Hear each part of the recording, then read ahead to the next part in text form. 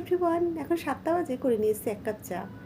তো যাই হোক, মেয়ে এখনও পর্যন্ত কলেজ থেকে আসেনি জানেন, কলেজ থেকে না মানে কোচিংয়ে গেছে, কলেজ থেকে কোচিং করবে তারপর বাড়ি আসবে। তো একটু আগে আমি ফোন করেছি, তো বললাম আমি কোচিংয়েই আছি, আরও আধ ঘন্টা লাগবে।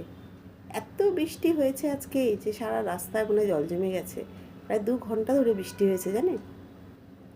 তাই ভাবি যে এই বাচ্চাগুলোর কী অবস্থা, সেই সকালে যায় যে যা রাতে ফেরে, না খাওয়া দাওয়া ঠিক আছে, না জল ঠিকঠাক খায়।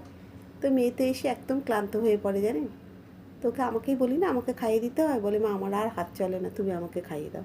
যদি আমি একটু খাইয়ে দিই তবেই একটু ভাত খায়, নাহলে 2-1 গাল খেয়ে না ডিসটাকে রেখে দেয়। তাই চেষ্টা করি ও এলে আমিই খাইয়ে দিতে। তো যাই হোক, সে জলমুড়িটা খায় সেটাও আমিই খাইয়ে দিই, অন্তত 2 চামচের জায়গায় যদি 3 চামচ খায়।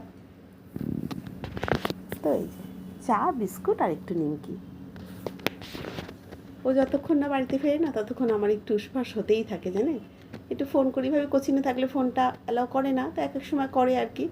তো এই ফোন না ধরলে সেটাও একটা টেনশান হয়। তো চলুন চাটা খেয়ে নিই।